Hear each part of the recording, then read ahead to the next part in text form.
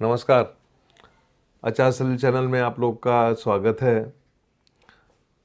मैं प्लानिंग कर रहा था कि भारत में जो लोकसभा चुनाव 19 तारीख से शुरू हो रहे हैं उसमें बहुत से फॉलोअर मेरे जानना चाहते हैं कि किसको कितनी सीटें आ रही हैं। इन बिटवीन ये ईरान ने इजराइल पे अटैक किया, हालांकि इसमें कोई लॉस नहीं हुआ, लेकिन मेरे फॉलोअर जानना चाहते हैं, वो मुझे याद दिला रहे हैं और मेरे पुराने वीडियोस के लिंक भेज के कि आपने वॉर सीरीज़ क्यों बंद कर दी, जबकि आप कह रहे थे कि वर्ल्ड वॉर 3 की तैयारी हो रही है। बिल्कुल, मैं अपने फॉलोअर्स को बताना चाहूँगा कि मैंने बहुत पहले जब यूक्रेन का वॉर शुरू हुआ था तो उस समय मैंने डेट बताई थी, मेरे किसी वीडियो में है, आप लोग देखिएगा कि इस डेट पे रसिया का और यूक्रेन का वॉर शुरू होगा और उसी डेट पे शुरू हुआ था। और कल रात को जो कुछ भी हुआ उसके बारे में मेरे फॉलोअर्स ने बहुत मैसेज और मेल किए हैं कि क्या हो रहा है।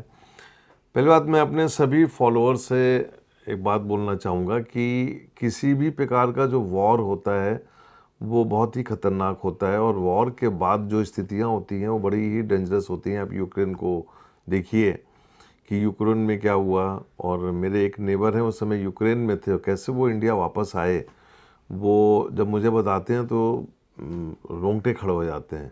और उन्होंने ही मुझे बताया कि यूक्रेन में उन्होंने मेरा वीडियो देखा था वॉर को लेके, तब उनको ये नहीं मालूम था कि आचार्य सलील उनके घर के पड़ोस में ही रहते हैं।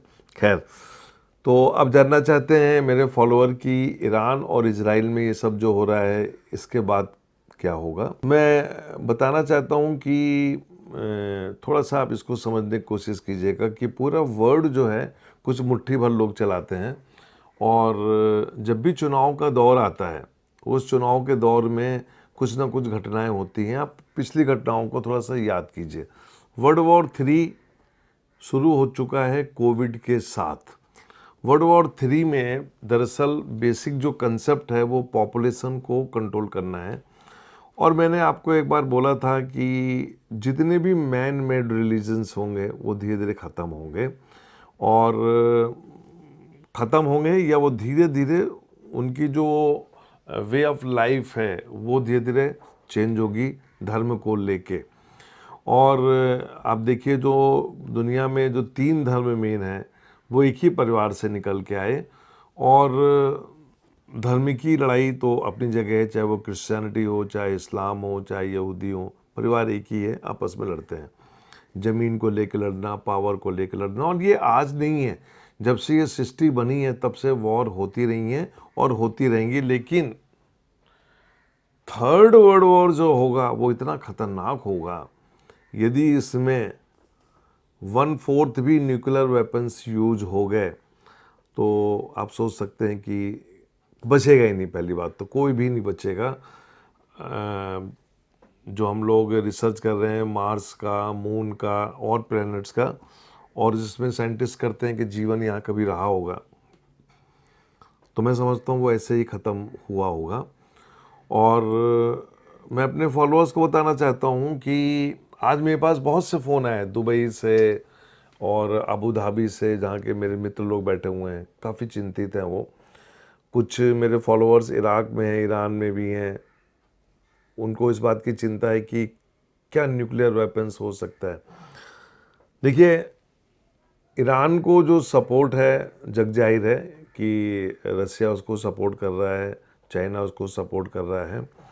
और हम यदि एस्ट्रोलॉजिकली ईरान को देखें, क्योंकि मैं समझता हूँ इंडिया के ईरान से संबंध जो रहे हैं बड़े न्यूट्रल रहे हैं, ईरान की कुंडली को यदि मैं देखूं तो 1 अप्रैल 1979 की इसकी कुंडली है, कर्क लग्न की कुंडली, और लग्न में जुपिटर बैठा हुआ है। तो एक जो रिलीजियस ताकत होती है, स्पिरिचुअल ताकत जो होती है, जो धर्म की पॉलिटिक्स होती है, वो इस कंट्री में बहुत ज़्यादा रही है। और लग्न में जुपिटर है कर्क लग्न की कुंडली में, सेकंड हाउस में शनि वक्री है और राहु बैठा हुआ है। यहाँ पे ध्यान दीजिएगा कि वक्री शनि इस कुंडली में बैठा हुआ है और वो उसमें जो इन्फ्लुएंस है वो जुपिटर का है। तो ये सेकंड हाउस बहुत बली हो गया। Third, fourth, fifth, six, seven house खाली है। 8वें घर में केतु और शुक्र है। 9वें घर में सूर्य, बुध, मंगल, और यहाँ पे बुध फिर मंगल है, वक्री है। 10वां घर खाली है और 11वें घर में चंद्रमा है। थर्ड हाउस बुध वक्री है। ईरान को अपने मित्रों से संभल के रहना चाहिए, खासतौर से जो भी उसके मित्र हैं जो उसको सपोर्ट कर रहे हैं। आप ये मान के चलिए कि एन वक्त पे वो ईरान को छोड़ेंगे और ईरान कहीं ना कहीं जाके कुछ समय के लिए अकेला पड़ेगा। अभी ये वॉर जो है, जो लड़ाई हो रही है वो मोसाद को लेके हो रही है। मोसाद एक ऐसा संगठन है जिसके अड्डे पाकिस्तान में भी हैं, सीरिया में भी हैं, इराक में भी हैं, पूरे वर्ल्ड में फैले हुए लोग हैं। तो ईरान जो है ना उन अड्डों को चुन चुन के नष्ट कर रहा है, इसलिए उसने अभी पाकिस्तान में भी, सीरिया में भी, इराक में भी अटैक करके उनके अड्डों को ख़त्म किया। जैसे कि इंडिया ने भी करीबन 4-5 साल पहले कुछ ऐसा ही किया था, और करने का हक भी है। यदि आतंकवादी संगठन आपको नुकसान कर रहे हैं तो उनको ख़त्म करना चाहिए। क्या ये वॉर कन्वर्ट होगी सीरियस वॉर में? अभी तो ये, इसको मैं सीरियस वॉर नहीं बोलता। सीरियस वॉर जो होगी वो मेरे हिसाब से, इस कुंडली के हिसाब से, इराक की यदि हम कुंडली देखें तो हल्के फुल्के चलेंगे, लेकिन यदि ये कंटिन्यू रहा तो जून जुलाई 2024, और जब मंगल ट्रांजिट करेगा मंगल के ऊपर इनकी कुंडली में 9वें घर में, अभी शनि और मंगल 8वें घर में बैठा हुआ, तो 8वां घर बहुत इस समय एक्टिव है। और मैंने पहले बताया कि इस कुंडली में जुपिटर लग्न में है, तो 6th हाउस एक्टिव हो गया, जो कि वॉर का होता है।